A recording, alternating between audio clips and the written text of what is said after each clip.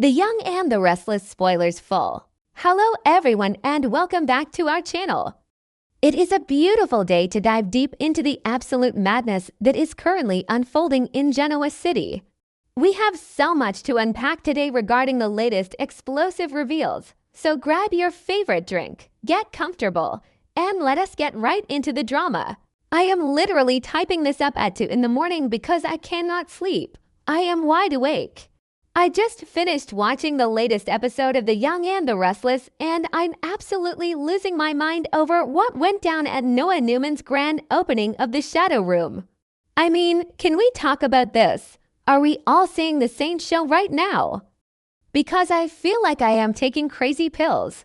I have been watching this show for years, since way back in 2015, and I have seen some wild storylines.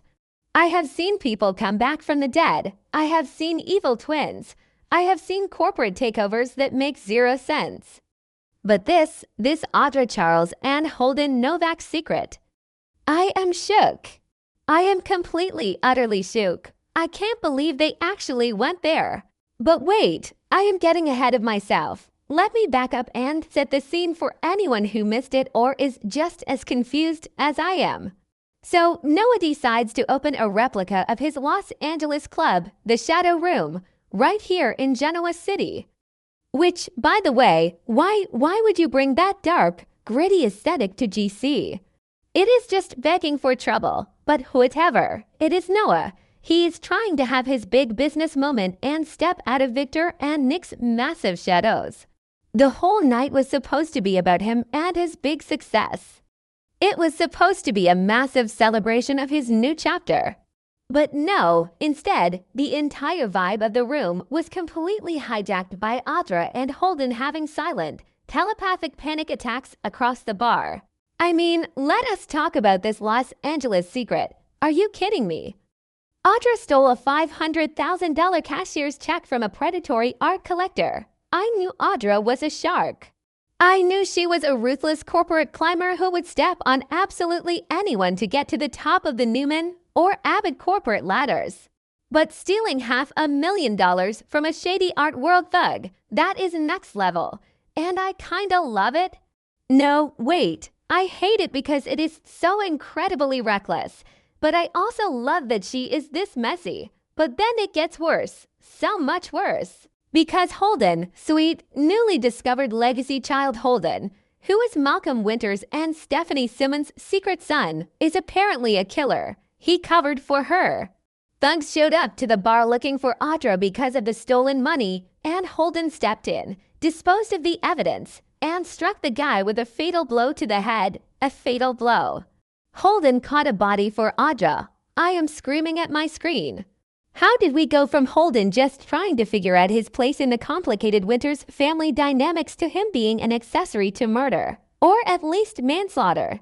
And the absolute audacity of them thinking they could just leave this in Los Angeles. Have they never watched a soap opera? You do not just accidentally kill a predatory art collector, steal $500,000, move to the Midwest, and live happily ever after. The past always comes back. Always. And the fact that Claire, sweet, traumatized Claire Newman, agreed not to dig into their past? Oh, honey, you do not even know what you are protecting. Claire thinks she is just being a supportive friend to Holden, but she is casually hanging out with Bonnie and Clyde. Let us just pause for a second and talk about the absolute irony of this happening at Noah's club. Noah Newman, the guy Audra used to be deeply involved with. The guy she secretly had a miscarriage with years ago.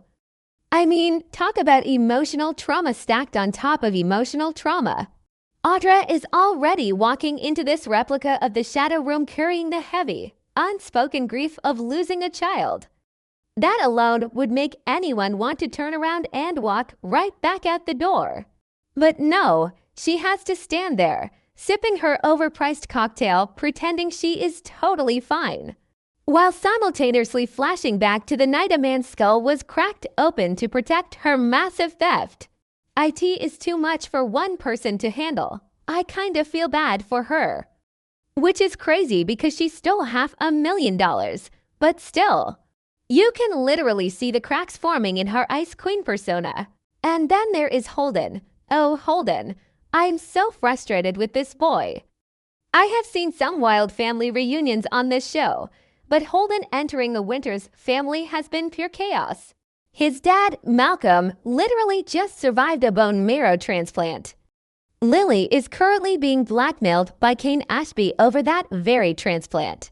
The Winters family is fighting for their lives and their legacy right now, and Holden. Holden is just casually attending nightclub openings while hiding a literal homicide. Like, boy, your family has enough problems. Can you imagine if Malcolm finds out? Malcolm is already furious at Stephanie for hiding Holden's existence for years.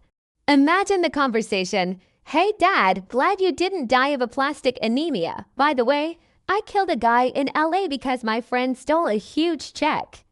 I would pay to see Victor Newman's reaction to that. Victor would probably respect him more, honestly. Okay, back to the point. The party, the staring, the deafening silence. The minute Audra and Holden walked into that replica of the shadow room, you could see the color completely drain from their faces. The neon lights, the music, the whole aesthetic, it was a massive, blaring trigger. It brought them right back to that bloody night in LA. They spent the entire night just staring at each other. And not in a romantic, oh, I want you kind of way. It was that terrified, we are going to prison for the rest of our lives kind of stare. The silence between them was so loud. I swear the loudest thing in that thumping nightclub was the unspoken panic between Audra and Holden. They didn't even have to say a single word. Their eyes were screaming for help. And of course, people noticed. You cannot act that weird in Genoa City and not have the town gossips and schemers pick up on it. Claire noticed. Which makes sense. She came with Holden. She knows him well enough now to know when he is spiraling mentally. But Sally noticed too. Poor Sally, who is literally still recovering from her horrific car crash and losing her baby. My heart breaks for her every single time she is on screen. I am still so incredibly mad at Billy for doubting her and causing her to run out into that storm. But I digress. Sally is sitting there deep in her own devastating trauma, and even S.H.E. is looking at them like, wow, those two are acting super sketchy. But the person I am most worried about noticing. Sienna Bacall, yes, Sienna, the absolute psycho who attacked Phyllis. The fanatic who's obsessed with Matt Clark and helped drug Nick Newman. Sienna was lurking in the shadows of the club, watching Audra and Holden exchange these panic looks. Do you know what this means? Sienna is incredibly dangerous. She is calculating. If she even gets a whiff of this murder secret, she is going to use it.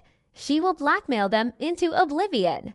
She could force Audra to do corporate espionage on Newman, or force Holden to do God knows what to help Matt Clark.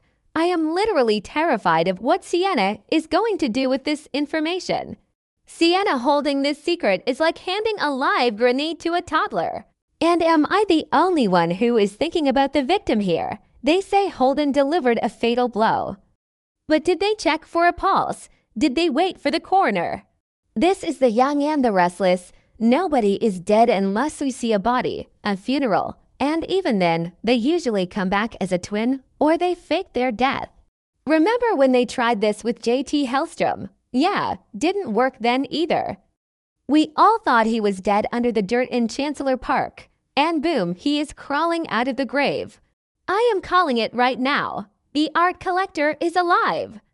He has a massive scar on his head. He is extremely angry. And he is coming to Genoa City. I can totally see it happening. Picture this. It is a random Tuesday. The shadow room is packed.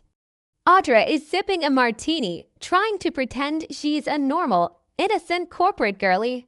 Holden is brooding in the corner, stressing about his dad.